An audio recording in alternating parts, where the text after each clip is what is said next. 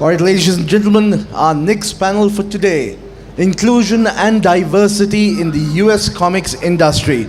Please give a warm welcome to Joan Hilty.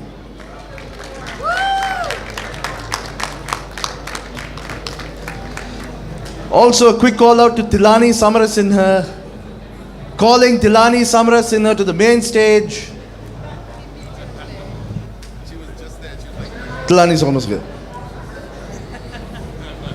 Oh, I get my own mic. Yes, you do.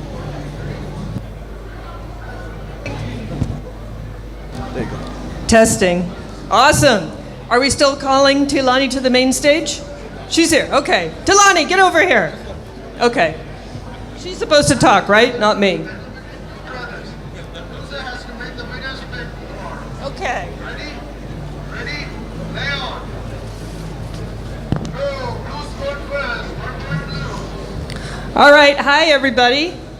Can you hear me okay? Excellent. I want to use this opportunity to sort of walk around the stage. Usually I get trapped behind a podium, and it's kind of fun to be able to do it this way. I'm very excited to be here at Lanka Comic-Con.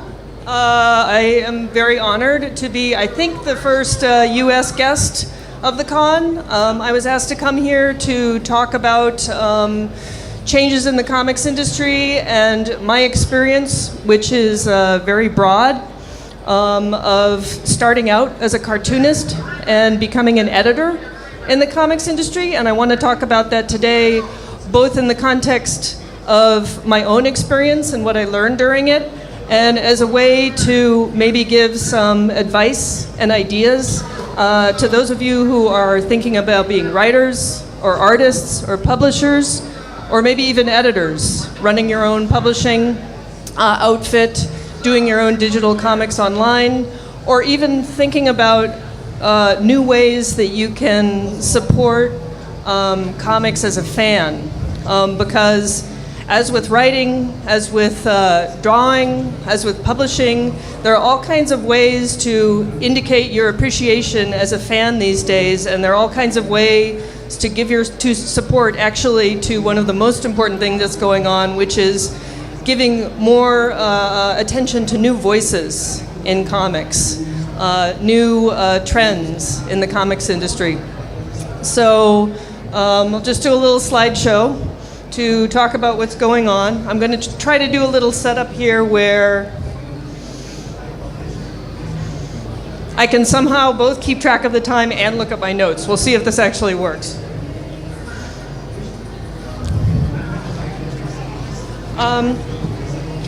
So a little bit about me to begin. I essentially have three main secret identities as a comic book editor. Currently, I'm the comics editor at Nickelodeon. I work with different United States publishers who license some of Nickelodeon's most popular properties to comic books, such as Teenage Mutant Ninja Turtles, Avatar: The Last Airbender, Legend of Korra, Invader Zim, and Rugrats. That's the main thing that I do. I also run a small book company where I work with people that aren't necessarily comics publishers and aren't necessarily used to the process of telling stories through comics, and especially with messages that we think are exciting and messages that need to be heard and soundtracks that need to be heard. We try to put those experiences, those messages on the comic book page. And then last but not least, before all of this, I was an editor at DC Comics, where again, I worked on a very broad variety of books. So I'll talk a little bit about that whole arc. And then at the end of all of this, I'll take some questions. As they were saying earlier, we encourage you to ask questions because we have some limited free stuff if you do. So don't be shy. Clicker. Here we go. So the first thing you need to know about how I got into comics is that I actually wanted to be a comic strip artist. I didn't even know if I wanted to draw comic books yet. And part of the reason was that when I grew up, I read this guy. This was it. This is the first comic book I ever had, and it was everything I wanted to be. It's now very fashionable to say that there are no female characters in Tintin, right? There's just those of you who grew up reading him know there's like maybe one, Bianca Castellfiore. Now people complain about it. They say, oh, there are no women. And he also had, I think, some trouble with depicting other cultures. At the time, when I was reading these comics and when they were teaching me to imagine for myself and to draw and to tell stories, I didn't care. It didn't matter. It didn't matter to me that he was a boy reporter. I just wanted to be him. I wanted to be a boy reporter and travel the world with my little dog and my drunk sea captain buddy and have adventures all over the planet. And the rest of it wasn't important. It didn't matter to me then, but I think that it does matter now. That's what I've learned as being in comics. Not having characters on the page that represent our experience or a gender or any other parts of our personal identity is not something we have to accept anymore. I think that having women, especially writing, drawing, living as characters on the comic book page is much more important now, and it's much more possible. But at the time, this is what influenced me. Sorry, if I'd known the screen was bigger, I would have made these bigger. But hopefully you can get an idea of what's going on. So DC Comics, where I started working in the early 90s, is where, after failing to become a strip cartoonist, I learned to become an editor. It wasn't even something I knew I knew that I knew how to do. I had a job there, I had an opportunity there, and I basically learned another way of making comics. I learned that I could make my own comics, but I could also just be a part of a team making comics. And this is something that I like to talk to new comics creators a lot about, which is that it's important to make your own, but if you can be part of a team, it not only makes it more possible to get your work out there, it also brings a greater diversity of voices into any story effort that you're trying to make. So the first and most exciting part to me at DC was learning the process of production. At the time when I started, I worked on other people's characters. These are some of the books I worked on. I don't know how many of you are familiar with Birds of Prey, or Powerpuff Girls, or certain big events at DC like Infinite Crisis starring Batman, the OMAC Project. But at one time or another, I worked on all of these. And these were other people's characters. But it was so much fun to learn to work with artists, with writers, to keep the process going and to see how the story unfolded on the page. Just the act of telling a sequential story is so cool. This is a scene from, again, I don't know how well you can see any of this, but this is a scene from the first Avatar graphic novel. This is what I work on now. And of the promise, the whole stage, the sketch stage, the pencil stage, the final colored art. How many people have read The Promise? Raise your hands. Okay, so maybe about 20% of you know the storyline. Toph starts a metal bending academy, and this jerky older guy, Cunyo, gets in a fight with her about it. And this to me is just, exemplifies how exciting the process of making comics is. Doing the layout stage and figuring out this gag where she basically metal bends flags around his head when he gives her a hard time. And the really great thing about the physical comedy of the scene is that it led to one of the best lines in the script, where Soko makes fun of the fact that she wrapped flags around his head, and he walks by him going, "I planned this. I love wearing flags as hats. A convenient way to carry flags. I can take it off any time that I want." But the whole sort of arc of seeing it come alive in a sketch and then making the message come through in the pencils, and then the writer seeing that there were certain things that needed to be changed or adjusted, there were certain expressions that needed to be gotten across that the artist needed to correct, there were certain points in the dialogue that the writer needed to correct, was a very exciting process for me that I first learned at DC. And I knew I just wanted to stick with it. So the production process was the first thing that excited me. The second thing that excited me was while at DC, I also worked at Vertigo. How many people are familiar with Vertigo? Raise your hands. Okay, cool. DC has had this creator-owned imprint called Vertigo, which is best known for things like Sandman and Swamp Thing. And at the period during which I worked at Vertigo, I discovered an even more important process of working in comics, which was not just the art of learning how to make comics, but how to develop them, how to find the kinds of stories that I wanted to tell, and find the people who were pitching those stories and encourage them to draw them out into a series form or a single novel form. And I was actually lucky enough to find a lot of projects and people that interested me and that spoke to me. Sometimes it was within my experience, sometimes it was outside my experience. Two of the projects I worked on were a graphic novel called Cairo by a young writer named G. Willow Wilson, which I acquired and published at Vertigo. She would go on to do the new Ms. Marvel, which she co-created with Sana Amanat. I also hired a young guy named Brian K. Vaughan to draw a new version of Swamp Thing, who, if you don't know the character, essentially has a human daughter named Tefe. And we, well, to be honest, we tried to make her the new Swamp Thing and it didn't work out.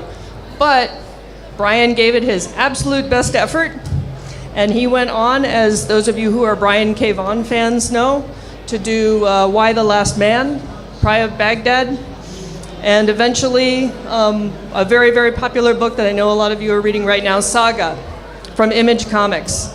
And again, early exposure to these people told me that they were going to be very important, that they were going to have important voices, and that they were going to eventually go on to the things that grabbed them, and in the process grabbed really wide audiences who also needed to hear those kinds of things.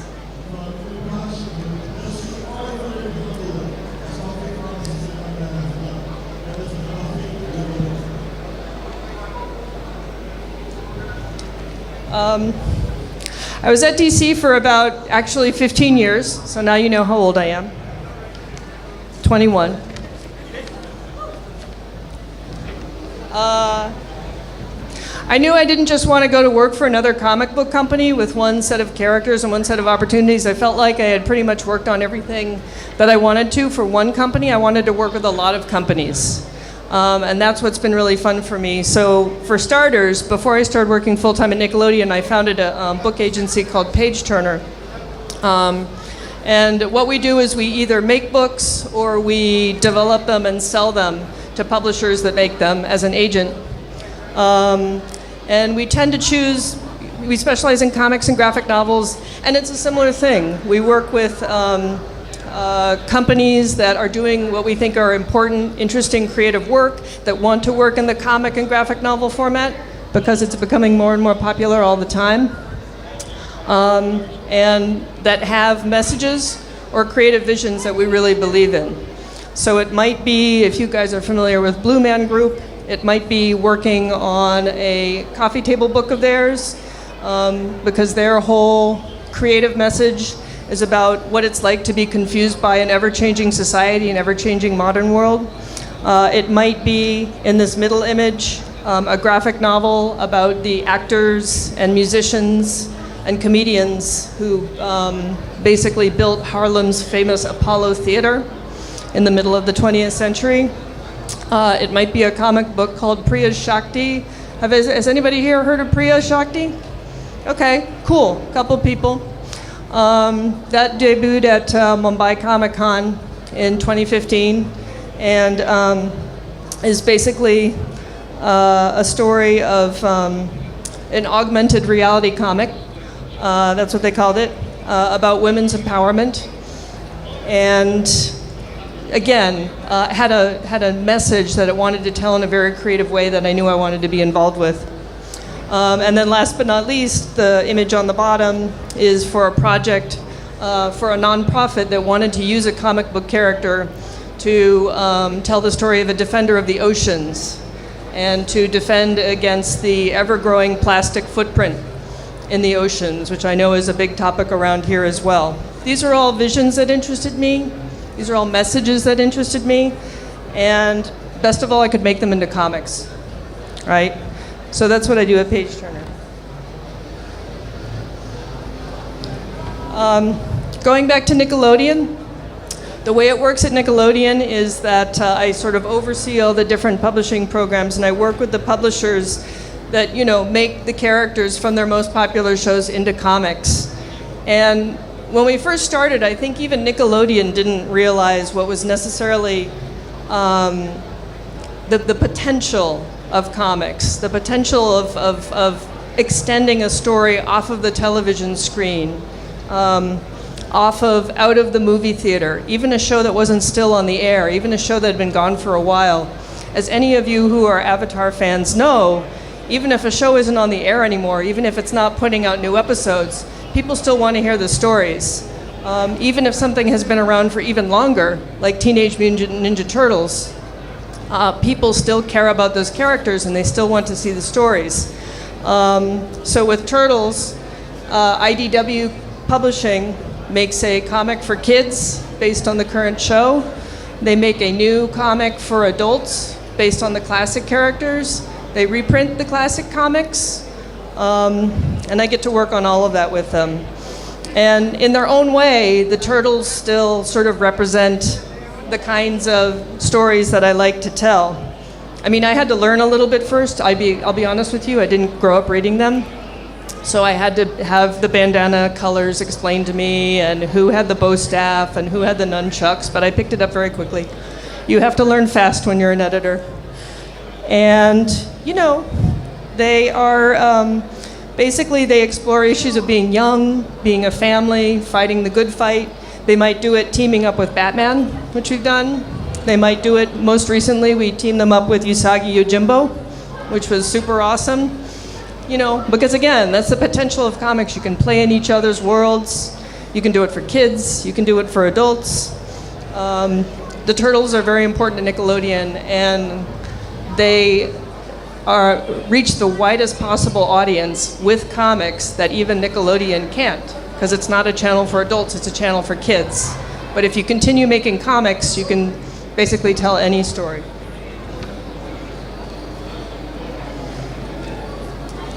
At Nickelodeon, of course, I also work on what we all know as the Avatarverse. How many of you are Avatar, The Last Airbender familiar? Raise your hands. Okay, a lot of people. Basically, there are two versions of the Avatar. You know, one being the story of four nations. The citizens, a certain percentage of citizens of each nation can bend an element: fire, water, earth, air. And one person who can bend all four elements is born every 100 years or so, the Avatar. And the first one was Aang, and the second one was Korra, who is a woman. Two different shows, two different graphic novel programs. We've published graphic novel trilogies of Avatar for a long time.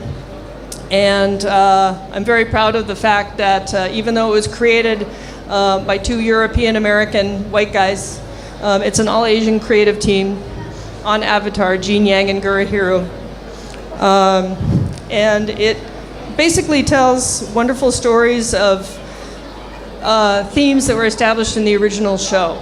Basically, that teaching that a hero could grow into his role, that he couldn't know what he was doing from the very beginning, that he didn't have to be perfect, that he could be an ambassador for peace, and that could be the most important thing that any super-powered hero who is stronger than anyone on the planet can do. And creatively, I think it showed that two authors from one Western culture could be inspired by the entire true, not sort of stereotyped make-believe, but the true spectrum of East Asian culture to create a brand new story world. The Legend of Korra, when it came along, I think took an even more important step. It sort of taught that a woman could be the savior of the world. It took 70 years, but hey, she could be the savior of the world, so progress. And in the graphic novels that we just started publishing in July, it's also teaching about different kinds of relationships and families, all the things they wanted to do on the show and weren't able to do, we're doing in the book. And that is done by one of the creators, Mike DiMartino, and a Korean-American artist, Irene Ko, who also did the poster that you see in the middle. The people that work on these books are super fans of these characters. And that's another thing that makes this material so exciting to do.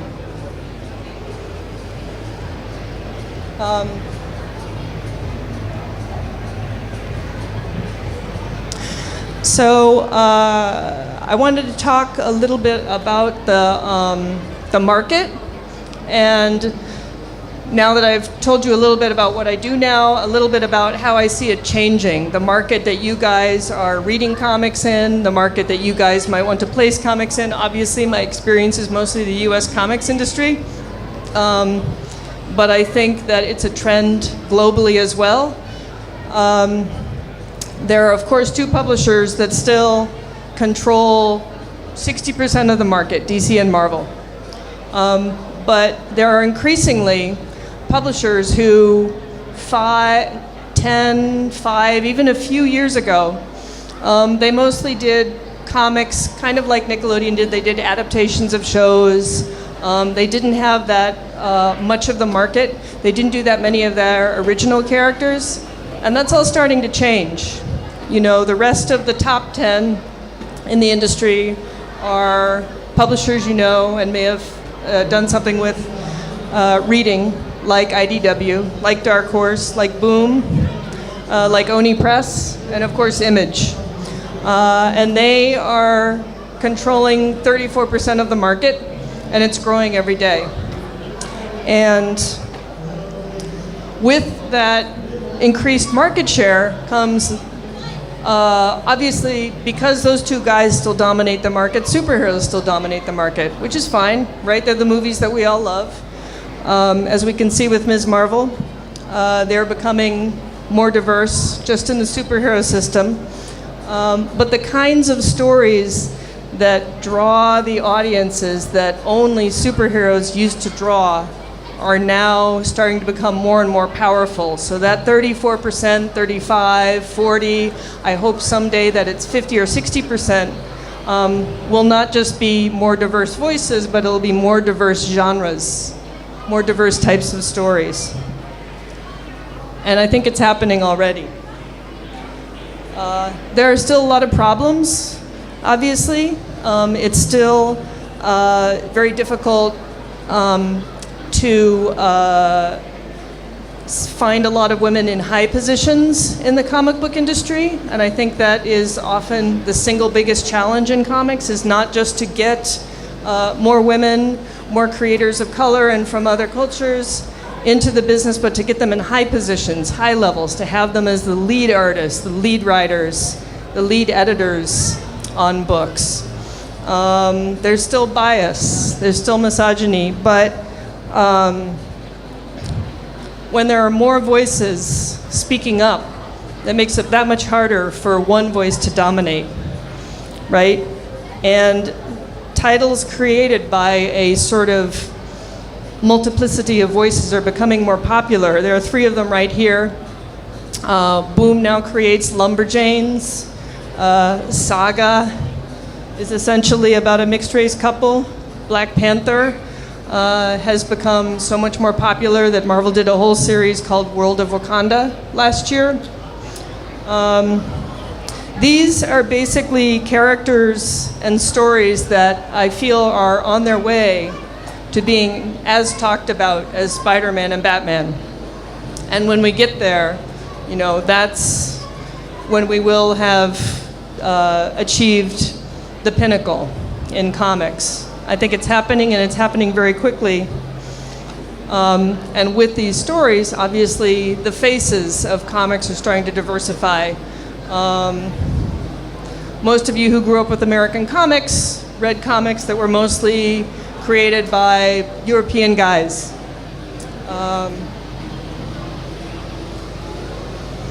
And these are a lot of the new faces of comics. These are now the people making the top titles. Willow Wilson, who did Cairo and did Ms. Marvel with Sana Amanat, so Willow now writes a top title and Sana is a director at Marvel. And as I was saying earlier about having women in top positions, that's very important. There are many, many more editors working in the industry who are female than there were when I started, when I was often literally the only woman in the editorial meeting and sometimes on the whole hallway. So that's awesome. And a lot of them are younger. But now there need to be more directors like Sana, and it's definitely starting to happen. Irene, who draws Legend of Korra, Noelle Stevenson, who draws Lumberjanes, Fiona Staples, down there in the middle, who does Saga, and Jean Yang, who is not just the writer of the last Avatar: The Last Airbender books, but is an incredibly accomplished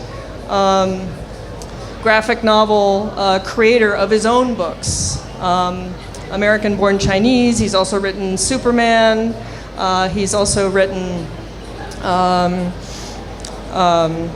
other books with other fellow creators that are original called Level Up.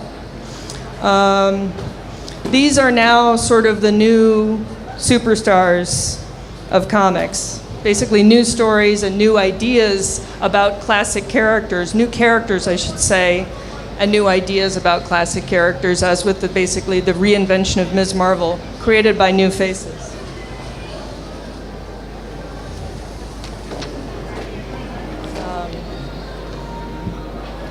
Jean Yang, I want to say a little bit more about him, has this very interesting challenge right now that is, it's a program that he's developing in the States called Reading Without Walls. And it basically challenges readers to look outside their experience in picking their books and their comics, to not just read the things that are only from their experience, and to not just write and draw the things that are from their experience. Because he also talks about that. He's talked about creators writing from their own experience too. And in addition to editing, I also teach at art schools in the US, and a speech that he gave about a well-known comic book creator in the States named Dwayne McDuffie, who was inspired by the Black Panther, is one I like to quote to my students in encouraging them to bring their voices to the table and not worry about getting details wrong as long as they do their homework. He says, we are in the middle of a sustained conversation about diversity. If stereotypes or wrong cultural details emerge in the story you're telling, it only means that your experience is limited, that you're human. And then you take the next step. You take the next step and you make sure you do your homework, and you make sure that your team, the creative people that you might be working with, or the early readers of your work, include members of the culture that you're writing about. And then you change and you learn and you get better at telling those stories. So this is important not just because it's being taught to the voices that have dominated the market up till now, that are being challenged to create outside their experience or find creators who are outside their experience. But it's also being given as encouragement to the ones that haven't dominated the market, whose stories still need to be told. So it's sort of reading and creating without walls at the same time.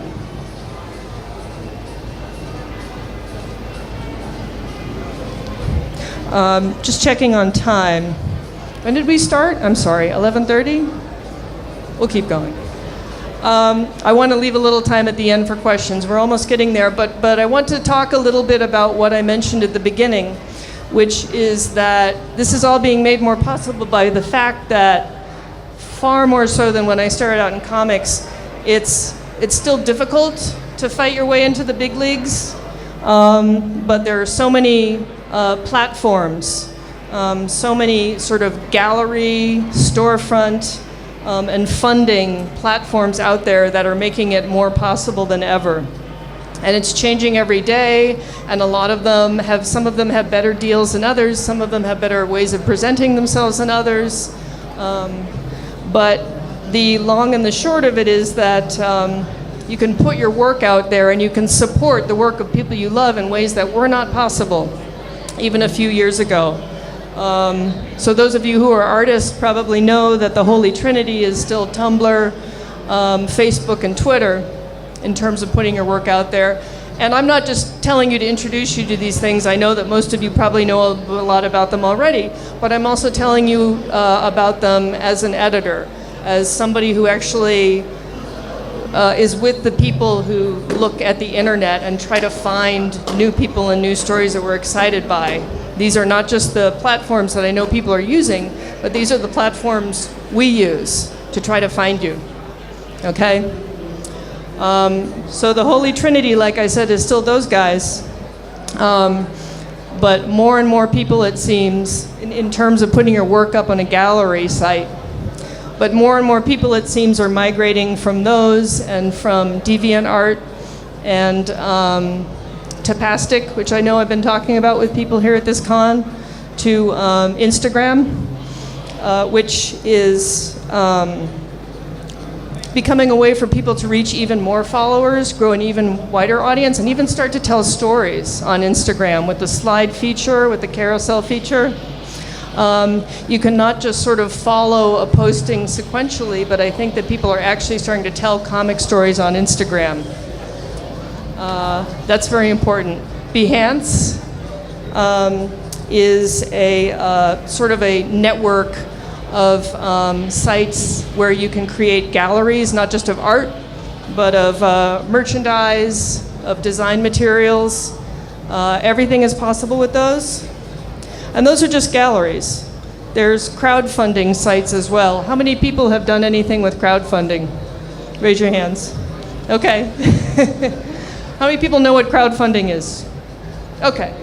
Probably contributed, right? Or you just know what they are. And again, the platform that expanded the term was Kickstarter. They not only sort of created the word crowdfunding, but especially when it came to comics and graphic novels, in the US at least, by 2012, Kickstarter was actually said to be the #2 publisher of graphic novels. Not necessarily that they made more money than all the big guys, but they were putting out more content, they were putting out more stories, and it goes without saying that they were putting out a wider range of stories, and more of that money goes to the people that created the books. There are different ways to raise that money, of course, with Kickstarter. You can raise money for a good idea without risks. You set a goal and you get the money if you meet it. Indiegogo, for people that are looking for other ways to crowdfund, is another option that you can also use to raise money for comics. It's different because you donate the money and it stays with the project even if the goal is not met, and the people get paid right away.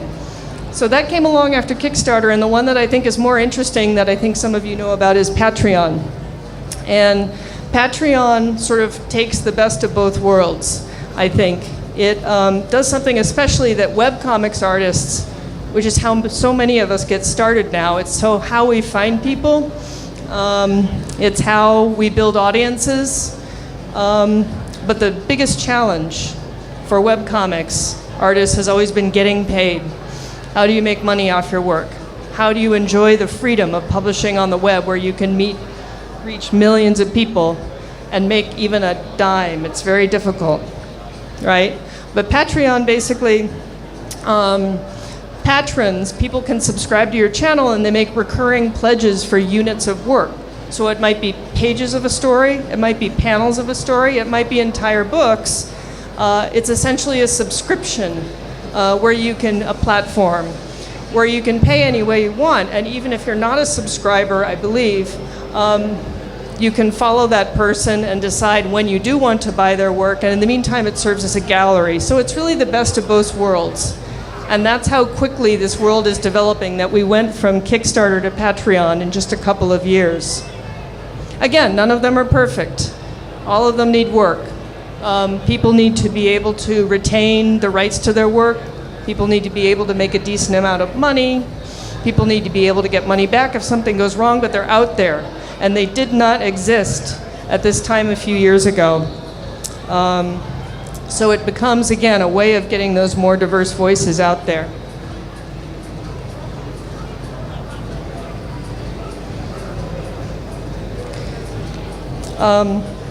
What's been really cool about coming to Lanka Comic Con is seeing these news stories that are either emerging on their own publishing power, like Lionbound, or the one that's coming out being developed that was picked up by Oni Press 2 years ago called Podi.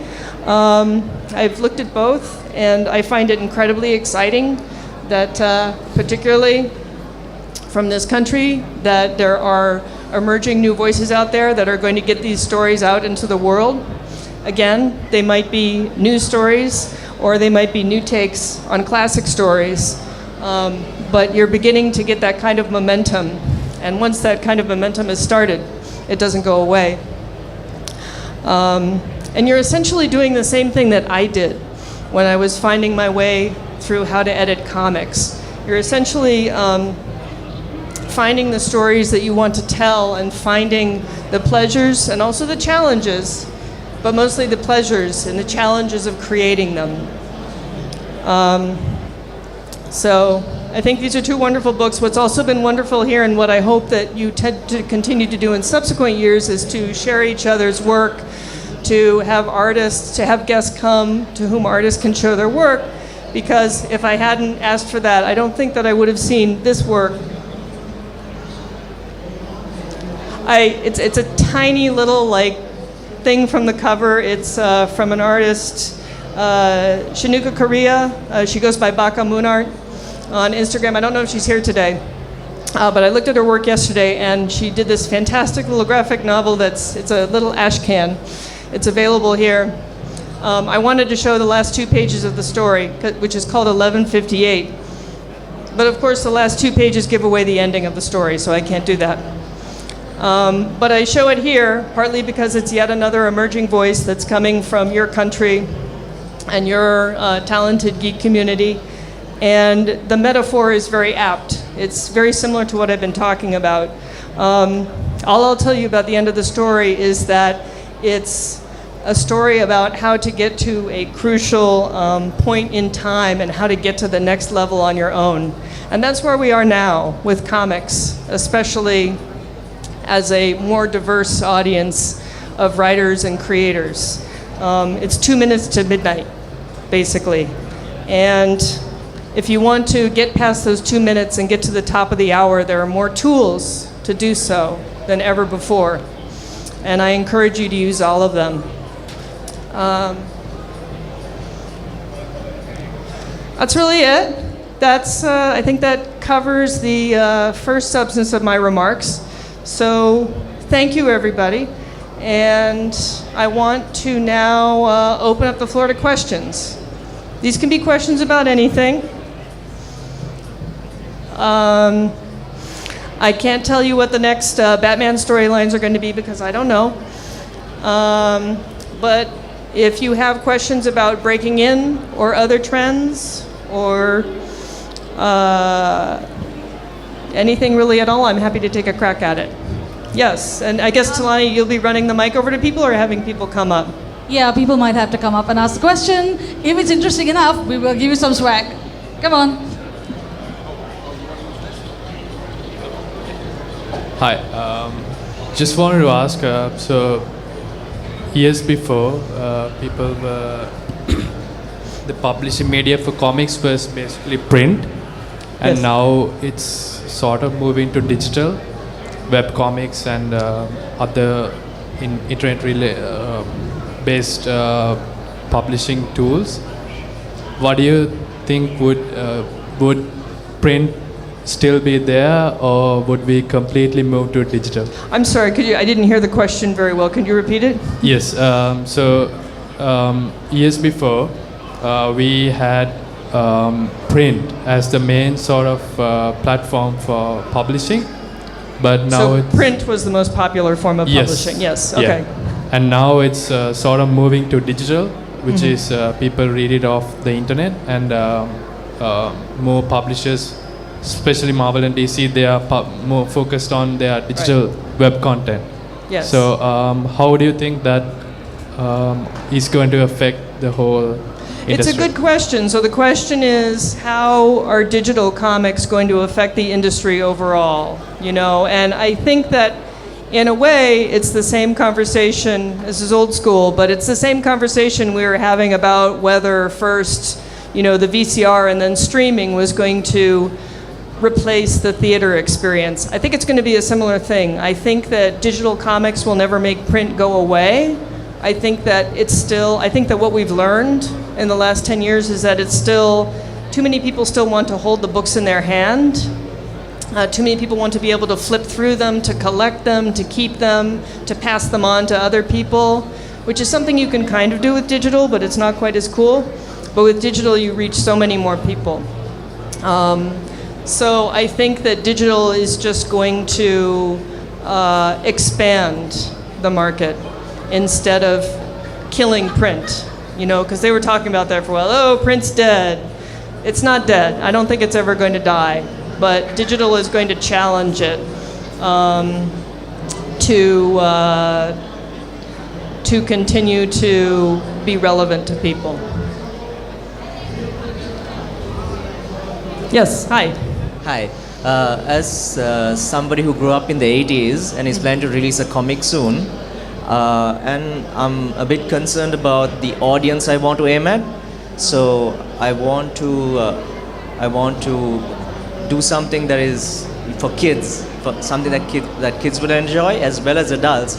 In your experience, what is the advice you can give when we are choosing an audience, when we are coming up with a storyline and the art style, etc.? So how do you figure out whether your audience is for kids or adults or somewhere in between? And in your experience, like what's the particular segment of society that you can really target and Right. entertain properly? It's a good question because that definition, again, like digital comics, it's changing so much already. You know, in every country and every culture, there's always been that period where comics were considered to only be for kids and adults didn't even read them. And now there's sort of a different debate, right? It's about what kids can learn from comics now, what kids don't have to be quote unquote protected from anymore, which is sort of serious problems about challenges to family and relationships.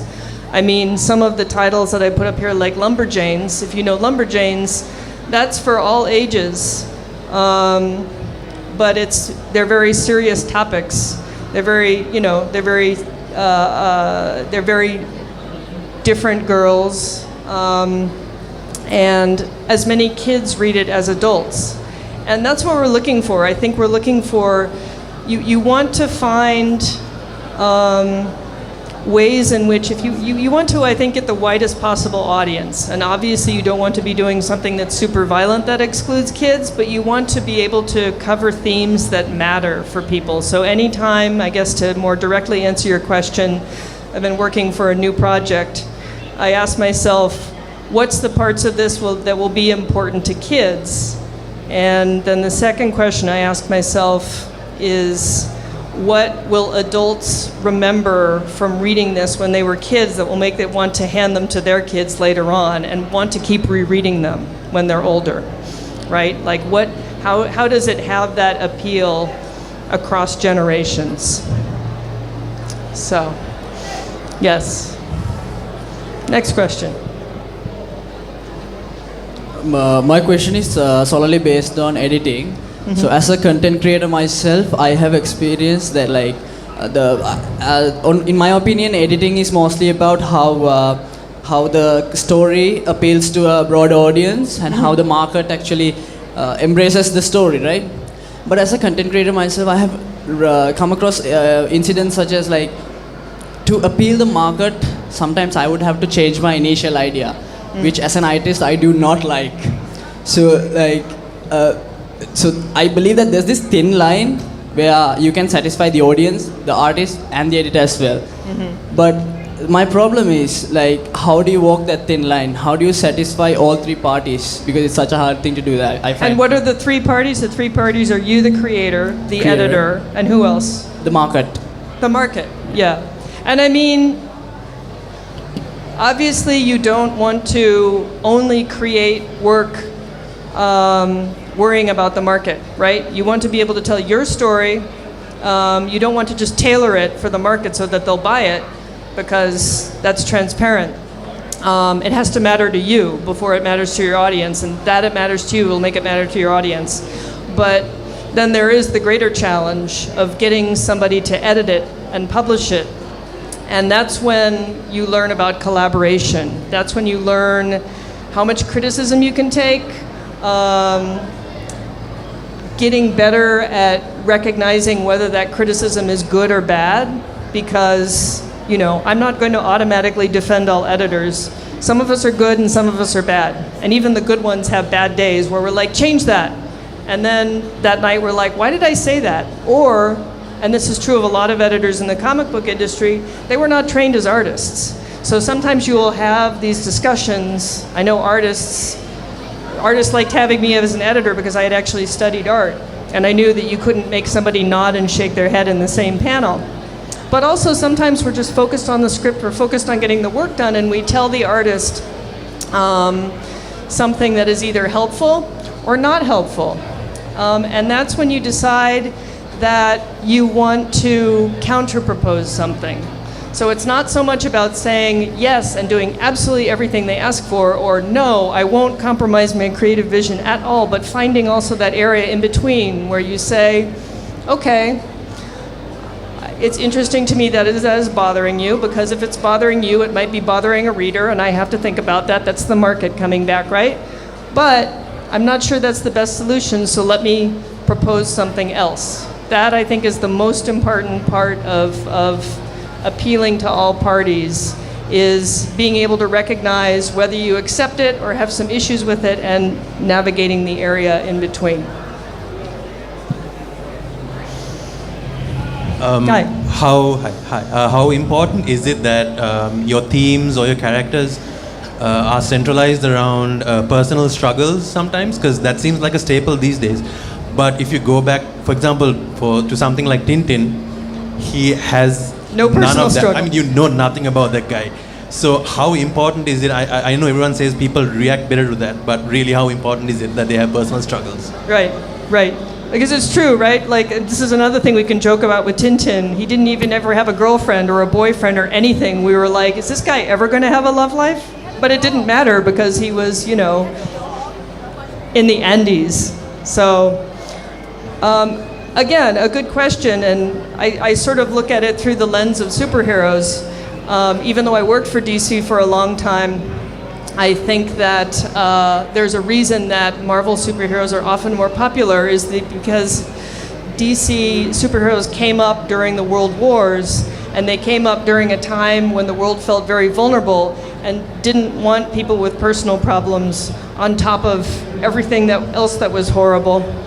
So they're all very like savior figures, right? Superman is the most powerful person on the planet. Batman is this really rich guy. Yes, his parents got killed and that's terrible, but that was many, many, many years ago, and now he's super rich. Green Lantern is a fighter pilot. He's like an ace fighter pilot. Wonder Woman is an Amazon princess. Aquaman is the king of the seas. They're all royal. With Marvel, you know, again, there are some royal characters. Iron Man is a rich guy, right? But he also has a drinking problem. Spider-Man has amazing powers, but he is, depending on which version you're reading, a teenager living in his mother's basement, and everybody thinks he's the bad guy. I do think that much more than in the past, that element of personal struggle is important, because it's like I was saying with Ang earlier. I think that what a lot of people responded to about him as a character was not just that he could bend all four elements, but that when they first yanked him out of the iceberg, he didn't really understand what his power was. He didn't really understand that responsibility. So I think that it is not required to have that element, but I think that it makes it a deeper experience if you have it. I think it is important to have it. Even if a character has no personal relationships, they might be looking for their place in the world. And I think it's important because comics is now getting big enough to compete with books that move people, with TV shows that move people that aren't superheroes. And the things that move people about those shows are not just stuff exploding, although that's cool too, but personal struggle. So I think it is something, especially with original ideas, that we look for more than ever. Yes? Thank Hi. you very much for that presentation. I'm just curious to know, like, how do you measure the impact of messages sent through comics? I'm sorry, the impact of what? Measure the impact of messages that are sent through comics, specifically when it comes to social change or behavior change related initiatives. Because you mentioned like saving the oceans and stuff like that. So how is there a way of tracking the change and the impact? Yeah. You know, there should be. Actually, it's a good point. There should be. I'm trying to think of examples where it can be said that getting the message out there has changed people's minds about something or has made them think differently about something. I don't think there is any clear way to measure those things, really. You just have to sort of. But that's why it's important to have comics bigger in the cultural conversation so that it's not just something that we're arguing about at shops or in geek club meetings, but that it's something that our parents are talking about, or it's something that a reviewer in the Sunday Times who never looked at a comic book before is talking about. I just know, because I'm interested in that in my work, and because I can tell you that when companies are looking for ways to reach people these days, they are really looking, they do look to comics, not just because they're educational tools, because just like we used to think that comics were only for kids, we used to think that educational comics were only showing you how to do something, how to, take apart a motorboat or something like that, or do maths or anything like that. But now comics can be more about ideas. Comics can be about saving the oceans, or they can be about having more women in technology, which is another project I'm working on. It's hard to measure the impact, and actually you asking that question makes me realize that there should be an article about it somewhere, and I may go back to the States and bring that up with journalists. But you know that it's working if people who are not just in our little community are talking about it. Yes? It's a very simple question. As a comic book editor with a lot of experience, I would be interested to ask you what would your recommended list of reading would be? I'm sorry? A recommended list of reading. What? Oh, a recommended list of, wow. I was afraid of that question. I was terrified of being asked that question. I was like, maybe, no, don't apologize. Again, it's like all the other questions. It's a good question. But, whew.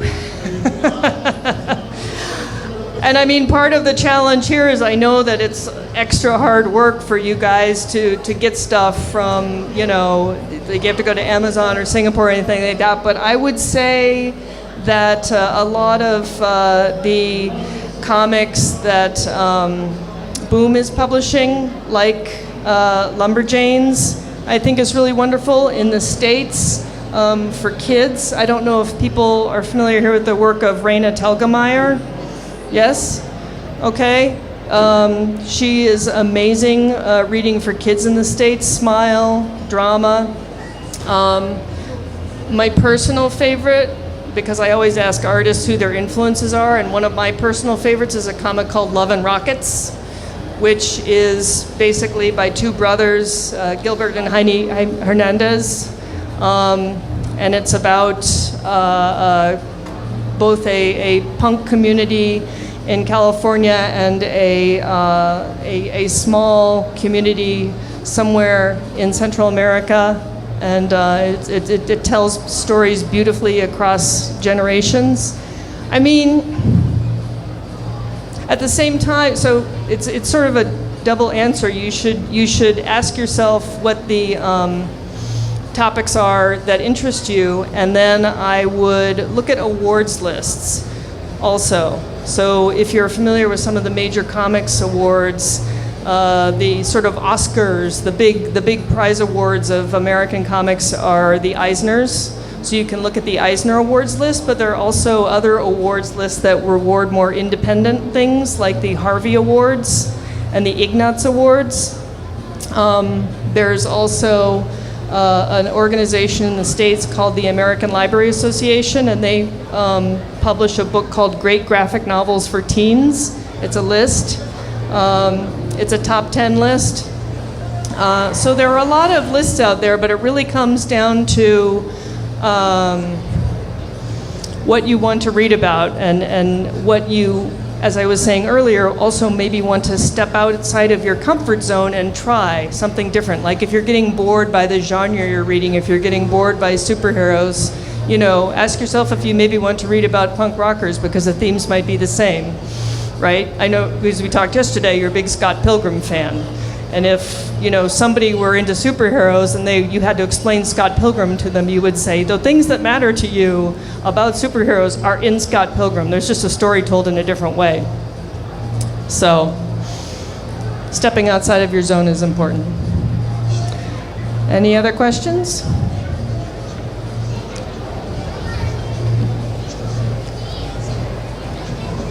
Hi. Hi. You talked about when it comes to even the mainstream, like the comic book companies, they're becoming more diverse in terms of their characters. But I think a lot of people who get introduced to the comics is by looking at the cinematic universe. Yes. But when I look at the cinematic universe, though, it looks like the cast of characters are more drawn from like the traditional sort of depictions of them and the traditional cast of characters, which might be less diverse. So do you agree with that, or do you think it's moving more towards being more? Do you think so? So is the question that there's a push for diversity in the books, but that the big screen is still pretty? Yeah. I think that's true, and that's partly because I think of the complicated reality that when you make a movie and spend millions and millions of dollars on a movie, you attract actors. You look for actors who are super popular, or who have some kind of a name at the time the movie is made. And that actually points out the problem with the lack of diversity everywhere in entertainment, right? Because if it's hard for actors of colors to get work in the movie, then there's a bigger problem everywhere.